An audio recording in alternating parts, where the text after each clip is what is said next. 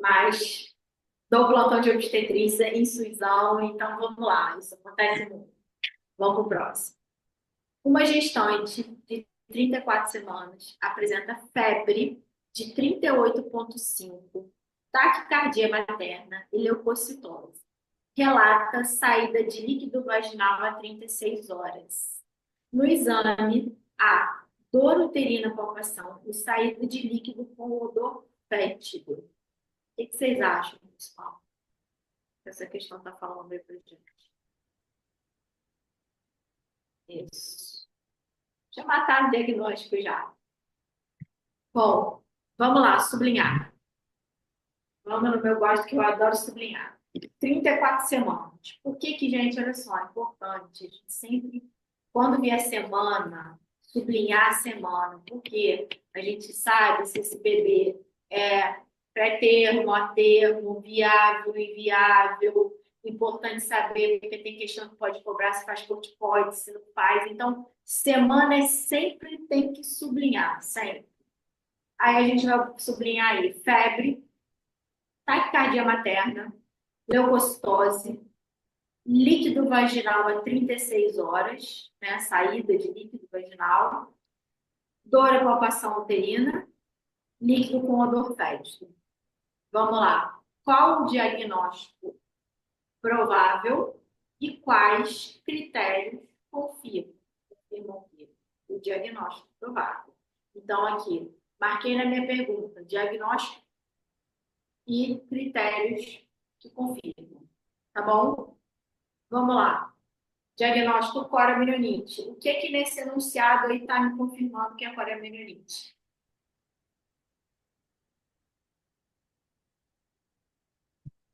Vamos lá, tem mais coisa.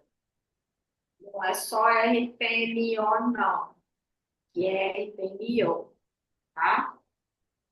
Vamos lá.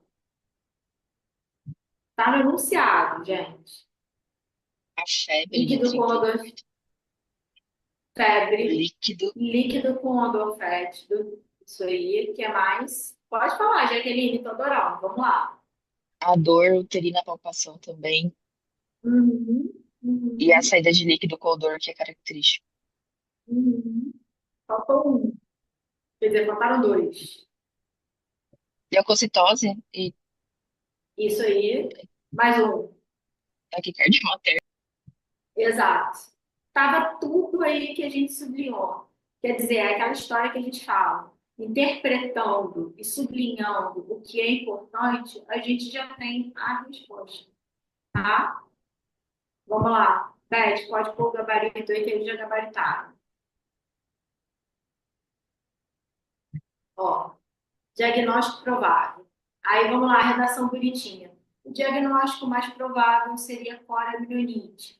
Os critérios que confirmam, corroboram nosso diagnóstico seriam febre maior que 38 graus, associada a. Aí nem precisa botar isso, porque esses são os critérios que a gente colocou aí para vocês só relembrarem, tá? Taquicardia materna, dor palpação uterina, leucocitose. Algumas fontes falam acima de 21 mil, tá? De 20 mil, 21 mil, tá? Líquido amniótico com odor fétido. Ainda poderia, tá? Se tivesse escrito no texto, mas não está no nosso texto, então a gente não vai responder, porque ele está perguntando que corrobora o nosso diagnóstico nessa paciente, tá? Mas poderia ter ainda taquicardia fetal, também é um indício, tá? Febre, taquicardia materna, taquicardia fetal é um indício de poliomielite, tá bom? Tranquilo? Deixa eu ver se tem alguma coisa aqui para mim. Eu acho que tem que esse logoped, dor para passar nutricional, gostosa, para tirar aqui. Entenderam, pessoal? Tranquilinha essa questão, né? Agora vamos lá. Questão 2. Vamos lá. Quais as complicações maternas e fetais podem surgir? Aí eu marquei complicações maternas e fetais, que ele quer as duas coisas. Novamente, uma pergunta com duas respostas, tá bom? Parto prematuro, ok. Vamos Baixa peso ao tentar, nascer. vamos tentar organizar essa questão. Primeiro colocar as complicações maternas que poderiam surgir seriam. Vamos primeiro pela complicação materna. Eu vou abrir minha caixinha aqui, ela está fechada. Vamos lá, sepse, hemorragia pós-parto mais difícil. Risco de parto aumentado seria prematuro, né? Morte materna pode acontecer, tá? A gente nem chegou a colocar, mas pode acontecer, já vi. Processo Doutora, pélvico.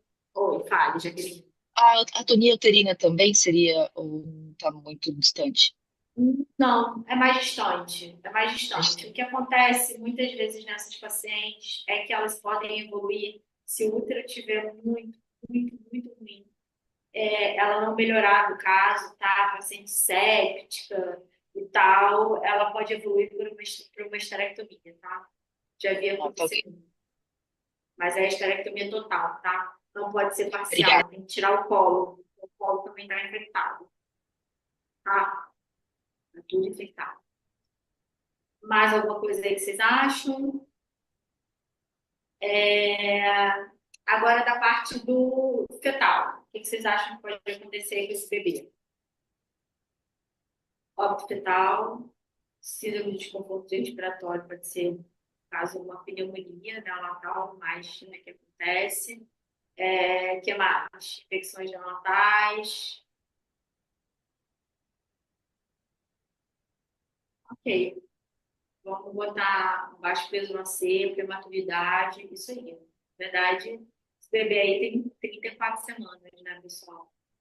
Vamos lá. Beth, bota aí o nosso trabalho aqui.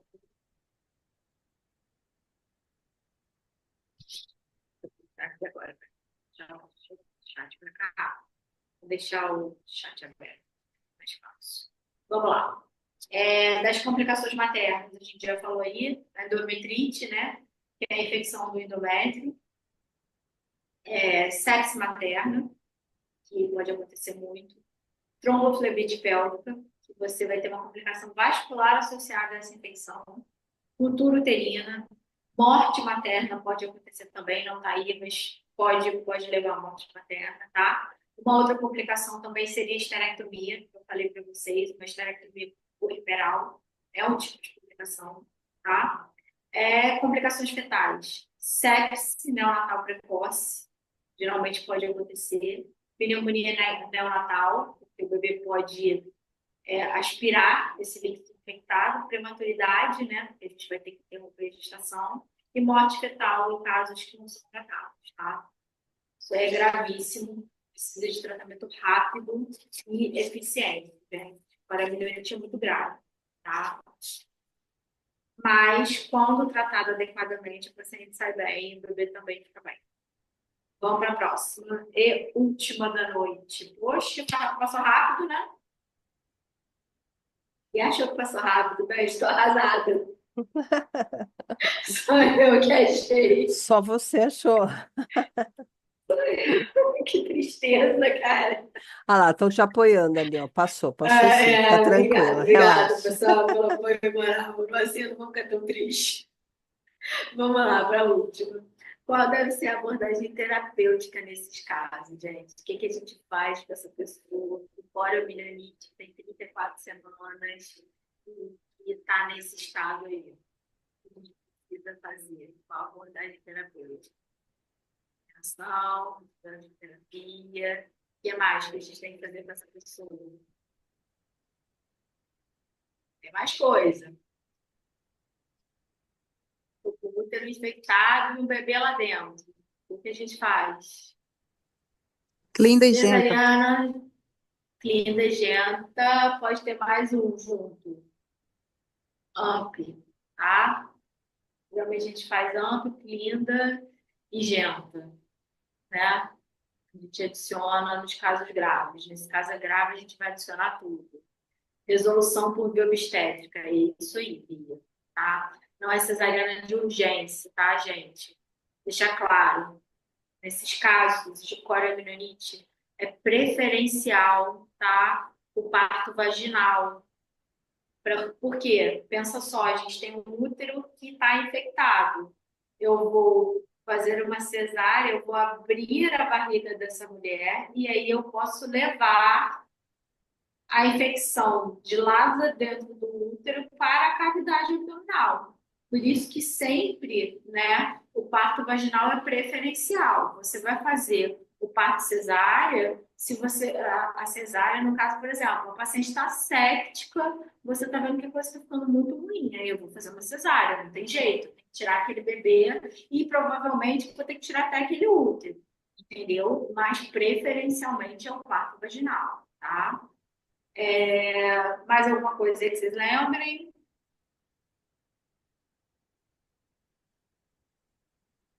Deixa eu ver. Renação, antibiótico terapia de aspecto, avaliar a vitalidade fetal, isso aí, não esquecer que tem um bebê junto, tem uma mãe só. Um técnico nem precisa, tá? É mais a gente monitorar essa mãe. Mas dentro das respostas aí eu gostei do que eu vi, tá? Vamos lá, Beth, vamos botar o nosso gabarito.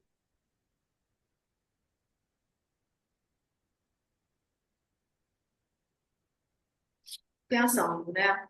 É, primeiro, né, o que a gente tinha que fazer inicialmente? O antibiótico, lembrando, até lá, só puxando um pouco aí de clínica médica também para vocês, porque a gente também usa, né, protocolo de sepse, né, a gente pensar que essa paciente ela pode estar séptica e dar golden hour lá da primeira hora do antibiótico, então sempre pensar, o paciente está infeccionada, eu tenho que o quê? Começar antibiótico, tá? E aí antibiótico de largo espectro. Nesse caso, a gente pode fazer ampigenta e clinda, tá? Eu faria os três.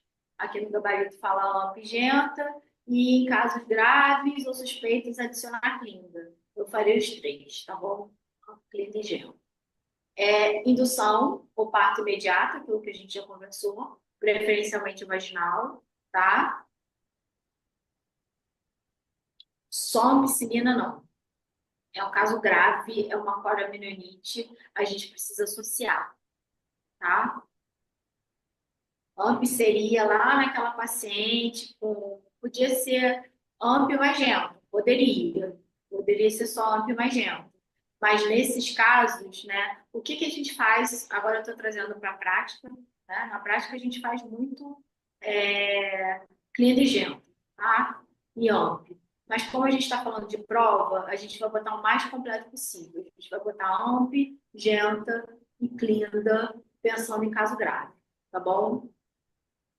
Indução do parto, né? Ou cesariana em caso grave. Monitoramento clínico, né? A gente tem que pensar que a gente tem a mãe, então a gente tem que monitorar essa mãe. E também tem que monitorar esse bebê, tem que fazer uma cardio. Esse bebê pode estar entrando em sofrimento também por causa da infecção, tá? E também os cuidados pós-parto. Manutenção de antibiótico por 24 a 48 horas após a resolução clínica. O que seria resolução clínica? Resolução da infecção. Quando a paciente não tiver mais febre, quando a paciente não tiver mais leucocitose, entendeu? Quando ela estiver bem, o estado clínico dela geral, quando ela não tiver mais taquicardia, quando ela não tiver nenhum sinal que indique para a gente infecção, ok? E a avaliação do recém-nascido por equipe neonatológica com exames laboratoriais, que aí eles vão cuidar do recém-nascido, eles vão fazer hemograma, vão fazer hemocultura, vão fazer PCR, vão rastrear esse recém-nascido aí para infecção, para poder entrar com um tratamento mais precoce possível, tá bom? E aí, pessoal, o que vocês acharam? Acabou, né, Beth? Sim, quero só fazer uma observação aqui. Lembra que a gente comentou sobre abordagem terapêutica, a questão de ser terapêutico, aquilo que trata, né? E aí, aqui na resposta, a gente colocou todas as possibilidades, né, Natália? Acho que isso é importante só a gente reforçar. É, quantas estariam certas e quantas faltariam? Então, acho que isso que é importante observar aqui, Natália, para a gente colocar.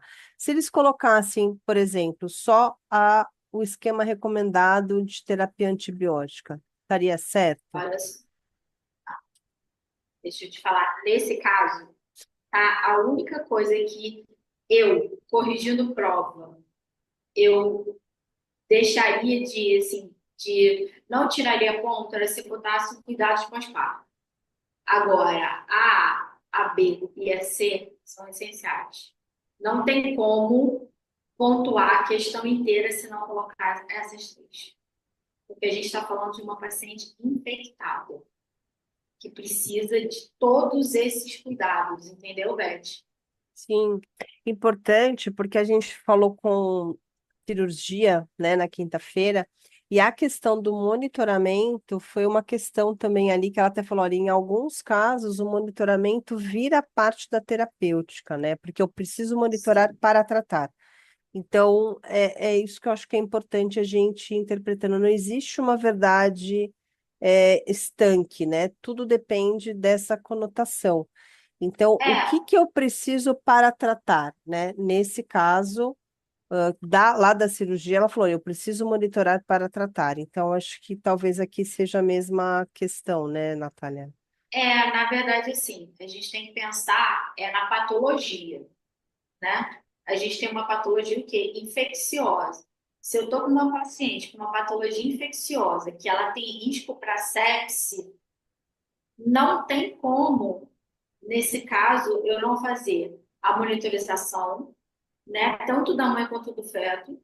Não tem como eu não fazer o esquema antibiótico, que eu até comentei da Golden Hour, da gente entrar sempre com antibiótico na primeira hora, que é o mais importante, que mandam os protocolos de sepse, né? E além disso, não é que ela esteja séptica, mas essa paciente tem grandes chances de ficar séptica. Se a gente não faz nada, ela vai ficar séptica e ela vai morrer. É isso que vai acontecer. Vai morrer bebê e vai morrer mãe. Então, assim, a gente tem que pensar na patologia. Corioamielite é uma patologia grave.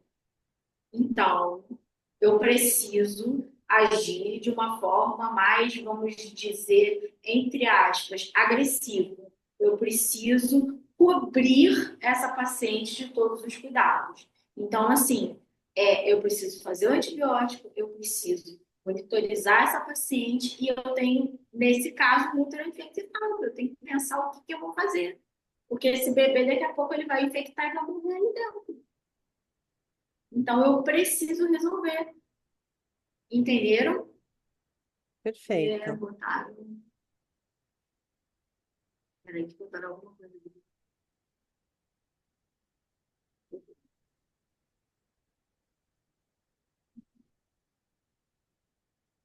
Quem botou alguma coisa aqui no final?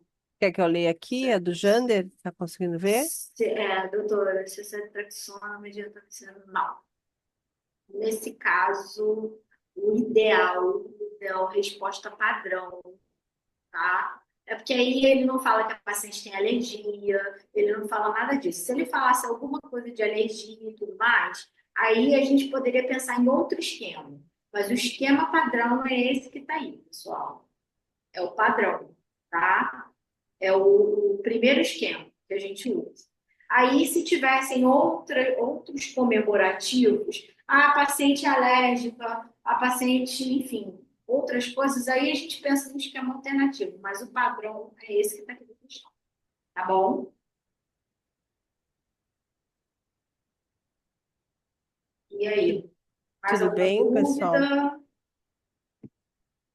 O formato, gente, o que vocês estão achando aí? Vocês estão achando que está legal, que está ajudando vocês, que está sendo interessante? Isso é importante para a gente poder, né? Eu sei que durante a semana vocês deram alguns feedbacks para a Beth, mas eu também gosto de ter os feedbacks, porque é uma coisa que eu adoro fazer, particularmente, gosto mesmo, e é um prazer estar aqui com vocês. E tudo que eu puder fazer assim, para ajudar vocês o máximo possível, e tudo que vocês precisarem, assim, vocês podem contar que eu vou estar aqui para ajudar vocês. Então, assim, é, deixa eu ver. Era isso que Alguém eu ia gostou do tipo perguntar, teste da do questão do gabarito? gabarito, a gente fez, vamos fazer essa semana toda assim, né, para a gente entender como é que vocês vão evoluindo, mas nós também queríamos ter feito assim desde o começo, né, Natália, sem colocar o gabarito, mas a gente achou A minha vontade, importante, né, foi é, essa, né? Eu fui uma, né? A gente tem um sim, grupo e eu fui uma das que falei. Eu acho que, assim, não ter o sim, gabarito é bom. Porque primeiro que você vê que, exatamente. olha só, como hoje, na minha opinião, tudo bem que semana passada foi a primeira aula, a gente estava se conhecendo, hoje a gente já se conhece, mas olha como hoje vocês foram muito mais participativos, vocês participaram muito mais das questões do que na semana passada. Eu, pelo menos, senti isso. Eu não sei se a Beth sentiu a mesma coisa, mas eu tive essa sensação. Eu quero tirar, né, na verdade, a questão de estar já sendo a segunda aula, então por isso que eu quero acompanhar as outras aulas também, como é que vai ser, para a gente depois trocar juntos aí o que que vocês preferem, tá? Então, a questão de não ter o gabarito, didaticamente falando, e para o aprendizado, ela é sempre mais eficaz. Por quê? Porque é vocês que vão atrás da resposta, né? Então, é o aprendizado ativo que a gente chama. E aí, aqui sim, a gente traz a discussão. Então, isso sempre, na maioria das vezes, ele é muito mais eficaz para aprendizado, né? Porque é você buscando a resposta. Então, a ideia era essa desde o começo, e a gente primeiro colocou com o gabarito para sentir, né? E vocês depois verem a diferença, tá? Mas vamos conversando, né? Aqui a gente faz para vocês, então aquilo que vocês se sentirem melhor ali para o aprendizado de vocês, a gente vai colocar, tá bom? Então, não deixem de me procurar, não deixem de me dar ali os feedbacks para a gente se ajustando, mas eu gostei bastante também da participação de vocês hoje, tá? De verdade. Obrigada, viu, gente? Obrigada pela participação, Obrigada, obrigada, pessoal. Natália. Bom Semana que vem descanso. viemos com mais casos bem legais e animadíssimos para a GO, hein? Isso mesmo. Amanhã a gente se encontra no mesmo horário, tá, gente? Obrigada, bom Boa descanso, noite, tá? Boa pessoal. Ótima noite. semana para vocês. Até mais, tá? Tchau, tchau, Natália. Paz. Obrigada, querida. Tchau. Até. Beijo, Beijo tchau. grande, até. Sai